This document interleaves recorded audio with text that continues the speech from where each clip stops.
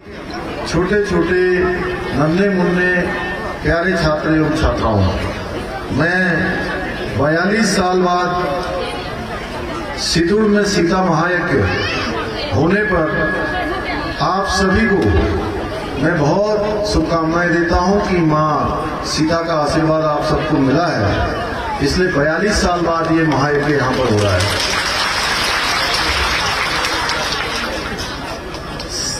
देखिए, आप सब लोग या आपसे पहले भी बहुत सारे लोग ये सोच रहे होंगे कि यहाँ पर महायज्ञ हो, माँ सीता का ये काज हो, लेकिन माँ सीता की इच्छा नहीं हुई होगी।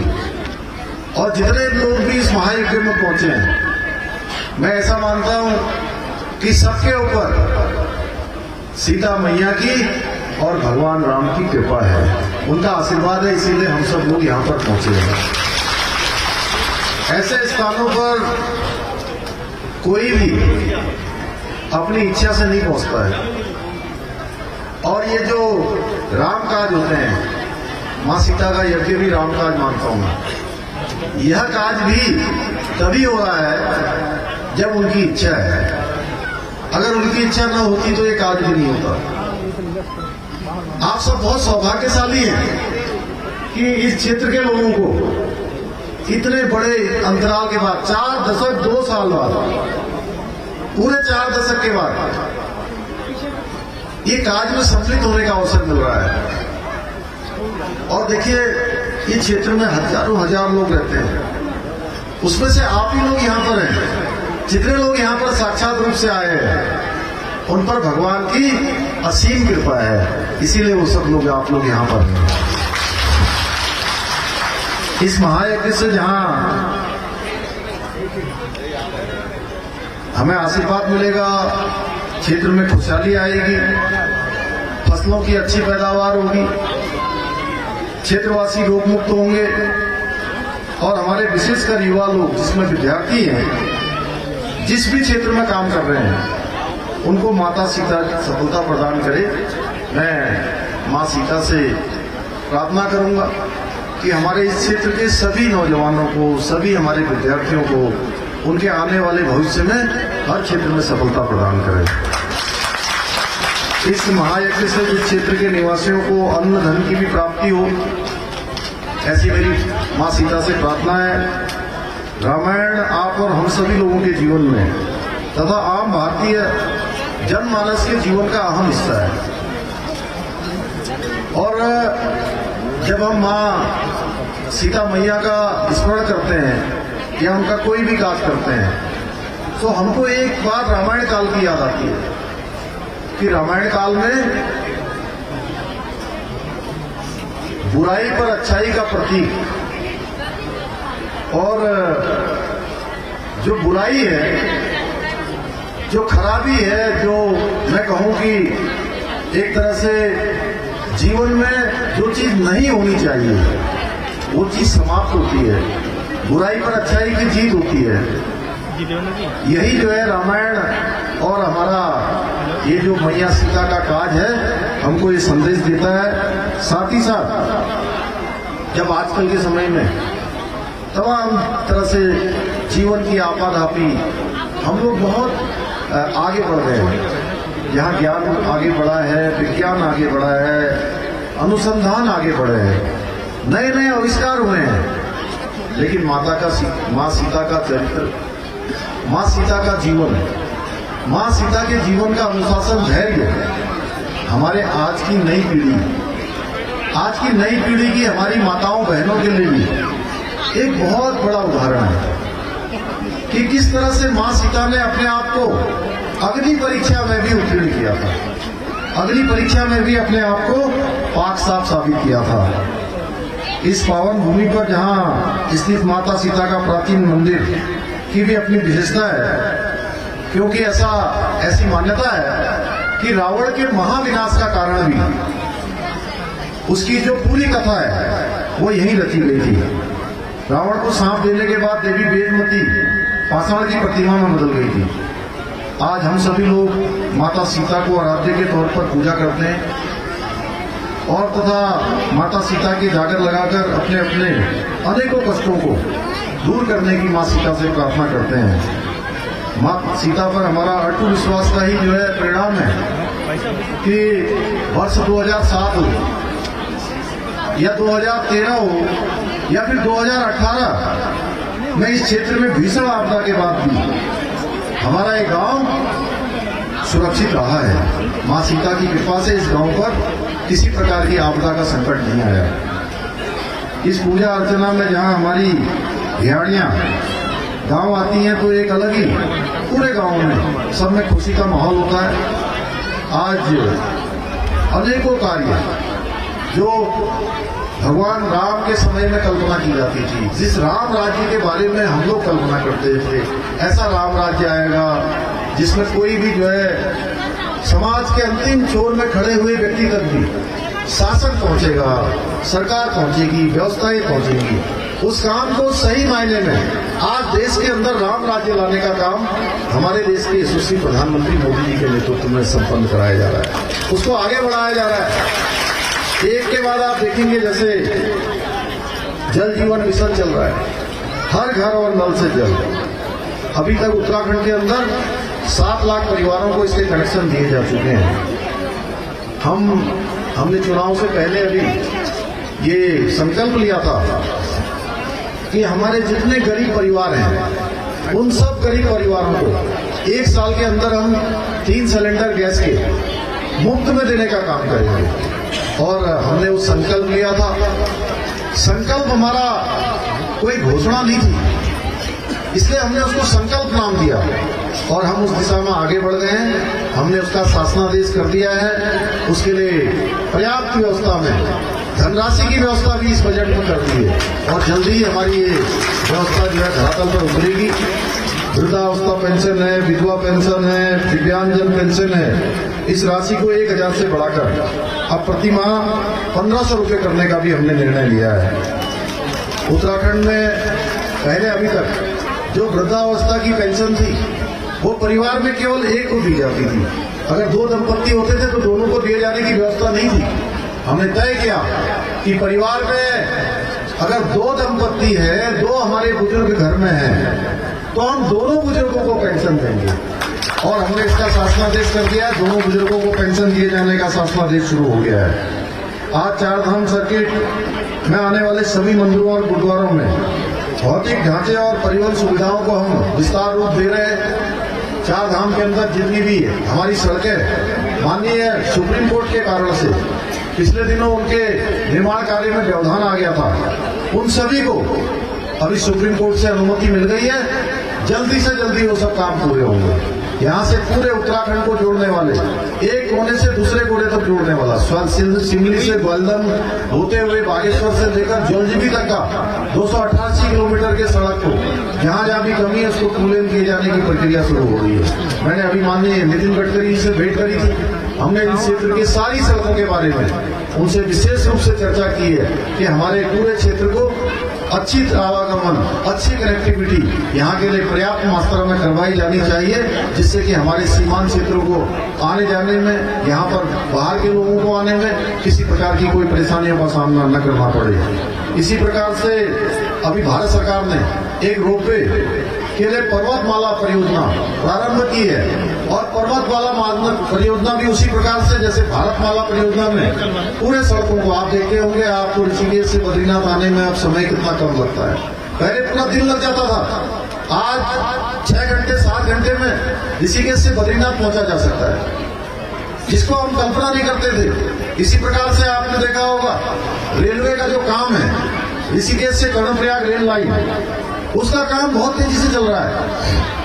आने वाले 1-2 वर्षों के अंदर हमारा एक जो सपना था इस क्षेत्र के सीमांत क्षेत्र के लोगों के लिए कि उनके लिए रेल देखना एक सपने से कम नहीं था। साक्षात रेल देखना टेलीविजन पर देखा होगा, अन्य माध्यमों से देखा होगा, उनके लिए चलकर रेल ऋषिकेश से कर्णप्रयाग पहुंचेगी। और यह सब सभी संभव हुआ है जब देश के अंदर एक कर्मभूमि के रूप में, एक ऐसे दूरदृष्टा के रूप में और एक कर्मशील प्रधानमंत्री के रूप में नरेंद्र मोदी जी काम कर रहे हैं। भाई बहनों, आज तमाम जगह पर नगरीय क्षेत्रों में ट्रैफिक समस्या को दूर करने के लिए पार्किंग सुविधाओं का विकास किया जा रहा है। Multi storey parking, cavity parking, tunnel parking, इस क्षेत्र में हम आगे बढ़ रहे हैं कि लोग आते हैं, उनको गाड़ियां रखने के लिए जगह नहीं होती है। ऐसे अनेकों कार्य आज हमारी सरकार कर रही है। हमने जो हमारे पर्यावरण मित्र हैं, उन पर्यावरण मित्रों का मानदेय बढ़ाकर 500 रुपये प्रत्येक दिन का कर दिया है। शिक्षा मित्रों का मानदेय बढ़ाकर हमने 15,000 से 20,000 रुपया किया है। प्रदेश के अंदर भ्रष्टाचार किसी तरह से न हो, क्योंकि भ्रष्टाचार के कारण से हमको तमाम तरह की जो हमारे अवरोध होते हैं, उन अवरोधों का सामना करना पड़ता है। हमारे ये दीमक के समान है जो धीरे धीरे अंदर से खोखला कर देता है। इस भ्रष्टाचार को समूल विनाश के लिए हमने अब इस पर सख्ती से काम करना शुरू किया है। उत्तराखंड की विजिलेंस ने, उत्तराखंड की सरकार ने 1064 यानी 1064 ये नंबर हमने जो है लॉन्च किया है, ये सेवा शुरू की है। इस सेवा ने अभी अनेकों ऐसे मामले जो भ्रष्टाचार के मामले हैं, उन भ्रष्टाचार के मामलों पर कार्रवाई शुरू कर दी है। विजिलेंस को और ज्यादा मजबूत करने के लिए, जिससे कि अगर उनके पास कोई शिकायत आए तो उसके ढांचे को मजबूत करने के लिए भी हमने व्यवस्था की है। जो विजिलेंस से सहयोग करते हैं, उनकी धनराशि जो जमा करते थे, उस धनराशि को लेने में 10 से 15 साल लग जाते थे। किसी ने कहा कि यहाँ पर घूसखोरी हो रही है, जरा इसको पकड़वा दीजिए, तो वो उसको जो धनराशि देते थे, वो धनराशि 10-15 सालों में भी वापस नहीं आती थी। हमने व्यवस्था कर दी है कि आप ये धनराशि केवल 15 दिनों के अंदर वापस हो जाएगी, 15 दिनों में उनको वापस मिलेगी। इसी प्रकार से उनका ढांचा बढ़ाया है, उसमें 2 करोड़ रुपए की बढ़ोतरी करी है, जिससे कि भ्रष्टाचार पर रोक लगे। हम देवभूमि में रहते हैं, देवभूमि पूरी तरह से पारदर्शी होनी चाहिए। एक सिस्टम के तहत जो आज नरेंद्र मोदी जी के नेतृत्व में देश के अंदर ऐसी व्यवस्था शुरू हुई है, एक नया वर्क कल्चर, एक नई कार्य संस्कृति कि हर किसी को काम करना है। अगर आप सामाजिक क्षेत्र में काम करते हैं तो सामाजिक क्षेत्र में आपको उसका रिजल्ट देना होगा कि आप क्या काम कर रहे हैं। इसी प्रकार से आप विधायक हैं, सांसद हैं, आप मंत्री हैं, आप मुख्यमंत्री हैं, आप किसी भी क्षेत्र में तो आपको वहां भी रिजल्ट देना होगा। आप प्रशासन के क्षेत्र में हैं तो वहां भी काम करना होगा। राजनीति के क्षेत्र में है, किसी राजनीतिक दल में है, वहां भी काम करना होगा। ये वर्क कल्चर लाने का काम हमारे देश के प्रधानमंत्री मोदी जी ने किया है। भाइयों बहनों, आज एक समर्थ भारत बन रहा है, एक शक्तिशाली भारत बन रहा है, एक गौरवशाली भारत बन रहा है, एक ऐसा भारत बन रहा है जो पूरी दुनिया को दिशा देने का काम कर रहा है। आपने देखा होगा पिछले दिनों जब कोरोना महामारी आई, पूरी दुनिया के अंदर जब वैश्विक महामारी के रूप में महामारी आई, तो दुनिया के दोस्त ये चिंता कर रहे थे कि भारत में क्या होगा। भारत में जब ये महामारी आएगी तो भारत दुनिया के लिए बोझ बन जाएगा, दुनिया के लिए जिम्मेदारी बन जाएगी। देखिए आप ये माता सीता का यज्ञ कर रहे हैं, यहाँ पर हजारों लोग कर रहे हैं। इसी प्रकार से अगर हम किसी नामकरण समारोह में जाते हैं, वहां भी 100 लोग होते हैं। छोटा छोटा कोई भी कार्यक्रम होता है हमारे यहाँ, हर कार्यक्रमों में 100-200 लोग होना मामूली सी बात है। ऐसे समय में जब कोरोना में जहां हम लोग मास्क लगा रहे थे, तमाम प्रकार के सावधानियां बरत रहे थे, तो सबसे ज्यादा चिंता किसी को थी तो भारत को लेकर WHO को थी। WHO चिंता कर रहा था। ऐसे समय में भाइयों बहनों, लोग पोलियो को भी नहीं भूले थे। पोलियो किसके समय में आया था, और पोलियो की खुराक आते आते 1.5 दशक बीत गया, लेकिन पोलियो की खुराक नहीं आ पाई थी। लोगों के मन में शंका थी कि ये भारत के अंदर अब पता नहीं कब वैक्सीन आएगी। मैं प्रधानमंत्री मोदी जी का धन्यवाद करना चाहता हूं, जहां उन्होंने देश के अंदर इस महामारी का कुशल तरीके से आगे नेतृत्व करके उनका प्रबंधन किया, और प्रबंधन ही नहीं किया, साथ में 1 वर्ष से भी कम समय के अंदर में एक वैक्सीन नहीं 2-2 स्वदेशी वैक्सीन बनाने का काम भारत की सरकार ने किया। और इसके साथ साथ केवल भारत के अंदर ही नहीं, हम कहते हैं, हमारे वेद कहते हैं, हमारे शास्त्र कहते हैं, हमारी गीता कहते हैं, हमारे पुराण कहते हैं कि हमारा ये जो धरती है, ये पूरा संसार हमारा घर है। कहते आयम निगम परोपेति गणमा लघु चेतसाम उदार चरित्रा नाम वैष्णव कुटुंबकम। ये छोटा है, ये बड़ा है, ये तेरा है, ये मेरा है, ऐसी बात छोटे चरित्र के लोग करते हैं, छोटे मन के लोग करते हैं, जिनका मन उदार होता है। और हमारी संस्कृति कहती है कि भारत की ये भूमि, भारत की संस्कृति, जिसके लिए सारा संसार अपना घर है, ऐसे समय में जहां लोग एक वैक्सीन के लिए भी जो है तड़प रहे थे, उस समय में भारत की सरकार ने अपने साथ साथ दुनिया के दूसरे देशों को भी 20 करोड़ वैक्सीन देने का काम किया भाइयों ने। और इतना ही नहीं, मोदी जी के नेतृत्व में जहां गरीब लोगों के लिए, जो छोटे काम करते थे, छोटी दुकान चलाते थे, मजदूरी करते थे, कोई ठेला लगाता था, कोई रिक्शा चलाता था, कोई तांगा चलाता था, कोई मजदूरी करता था, तो उसका काम बंद हो गया।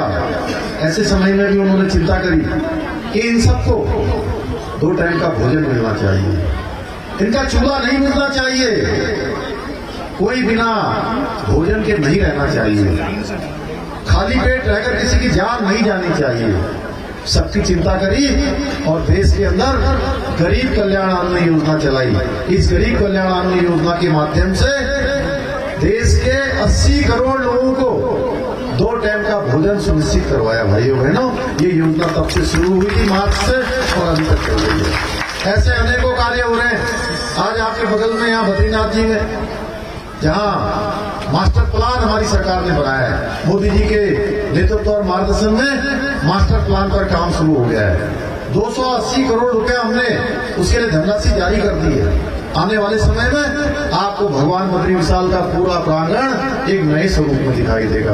आने का, जाने का, वहां पर जाम लगने का जो अभी समस्या है, उन सारी समस्याओं से हमको मुक्ति मिलने वाली है। एक नए स्वरूप में भगवान बद्री विशाल का प्रांगण हमको दिखाई देगा। केदार बाबा में इतना बड़ा काम चल रहा है, आप जाएंगे देखेंगे, नया स्वरूप भव्य केदार और दिव्य केदार के रूप में आकार लेता जा रहा है। वहां पर जितना हमने 2013 की आपदा के बाद जो नुकसान हो गया था, वो सारे नुकसान की भरपाई करते हुए उसका पुनः निर्माण का कार्य तेजी से चल रहा है।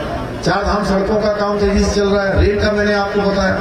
हम लोगों की भविष्य में योजना है कि हम चिनियारी सड़क की हवाई पट्टी को चलाएं, कुमाऊं से गढ़वाल को जोड़ने वाली साड़ी रोड की कनेक्टिविटी को अच्छा करें, यहाँ पर मेडिकल की अच्छी सुविधा करें। उसके लिए लगातार हम लोग काम कर रहे हैं। भाइयों बहनों, उत्तराखंड की सरकार ठीक प्रकार से काम करे, उसके लिए लगातार हम समीक्षा कर रहे हैं। हमने सारे अधिकारियों को कहा है सभी जिलों में 10 से लेकर 12 बजे तक जनता की सुनवाई करें, दूर दूर से आने वाले लोगों की समस्याओं का समाधान करें, सरलीकरण, समाधान और निस्तारण के आधार पर काम करें। 3 मंत्रों के आधार पर हम काम करें। उत्तराखंड बनाने वाले हमारे उत्तराखंड आंदोलनकारी भाइयों की पेंशन बढ़ाने का काम भी हमारी सरकार ने किया है। हमारे जो गेस्ट टीचर है, अतिथि शिक्षक हैं, उन अतिथि शिक्षकों का भी हमने वेतनमान बढ़ाया, उनका भी 15,000 से 25,000 किया है। ऐसे तमाम काम आज हम कर रहे हैं। हम पलायन रोकने के लिए हमने पलायन रोकथाम योजना प्रारंभ की है और इस साल के बजट में 25 करोड़ रुपए की धनराशि की हमने व्यवस्था की है। हमारे सभी विद्यार्थियों को पढ़ने के लिए टैबलेट की व्यवस्था हो, उनको स्मार्ट क्लासिंग की व्यवस्था हो। उसके लिए 10वीं और 12वीं के छात्रों को जो गवर्नमेंट कॉलेजों में पढ़ते हैं, डिग्री कॉलेजों में पढ़ने वालों को हमने टैबलेट उपलब्ध कराना प्रारंभ कर दिया है। कोविड में जो हमारे ऐसे बच्चे जिनके माता पिता में से कोई भी जो घर में कमाने वाले थे, उनमें से एक का भी देहांत हुआ है, एक की भी मृत्यु हुई है, तो उन बच्चों के लिए हमने वात्सल्य योजना शुरू करी है। उस वात्सल्य योजना के माध्यम से 3,000 रुपए प्रत्येक माह उनको देने की हमने व्यवस्था की है। हमारे सभी सरकारी अस्पतालों में 207 प्रकार की जो पैथोलॉजिकल जांच है, 207 प्रकार की पैथोलॉजिकल जांच को हमने निःशुल्क कराने का निर्णय लिया है। ये सुविधा हमने प्रारंभ कर दी है।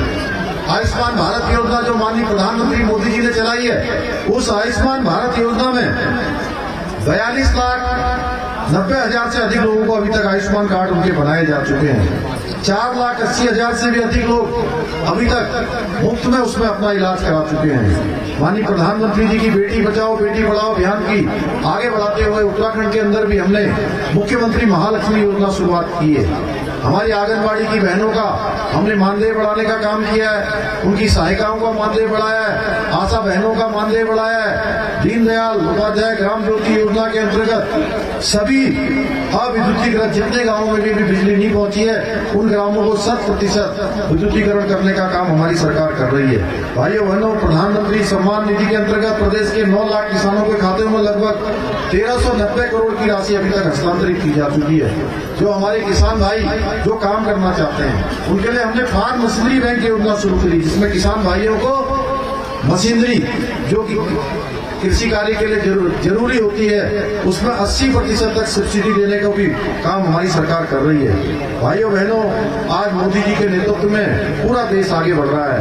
हर घर में शौचालय बन रहे हैं, सभी के बैंक खाते हो, स्वच्छ भारत अभियान चले, नमामि गंगे, अनेकों कार्यक्रम चल रहे हैं। हम लोगों ने भी तय किया है कि उत्तराखंड हिंदुस्तान के श्रेष्ठ राज्यों में शामिल हो। इसके लिए हमने एक रोड मैप बनाया है कि 2025 में जब राज्य की हम स्थापना दिवस का रजत जयंती वर्ष मना रहे होंगे, जैसे आज हम आजादी का अमृत महोत्सव मना रहे हैं, आजादी के 75 साल पूरे हो रहे हैं और इन 75 सालों में हम उन उपलब्धियों को भी स्मरण कर रहे हैं जो उपलब्धियां देश की आजादी से लेकर अब तक प्राप्त हुई हैं। इसके लिए माननीय प्रधानमंत्री मोदी जी के नेतृत्व में देश के अंदर 60,000 कार्यक्रम किए गए हैं और हर घर तिरंगा अभियान हम सब लोगों की मान शान आन बान और स्वाभिमान का प्रतीक। ये तिरंगा अभियान हमारे गांव तक पहुंचेगा, हर घर तक पहुंचेगा। हम लोगों को ये, क्योंकि जहां उत्तराखंड देवभूमि है उसके साथ साथ उत्तराखंड वीर भूमि भी है, जहां देश की आजादी में यहाँ के लोगों का योगदान रहा है, वहीं देश की सुरक्षा में भी हमारे हर परिवार का, हर घर का कोई न कोई व्यक्ति सेना के अंदर है।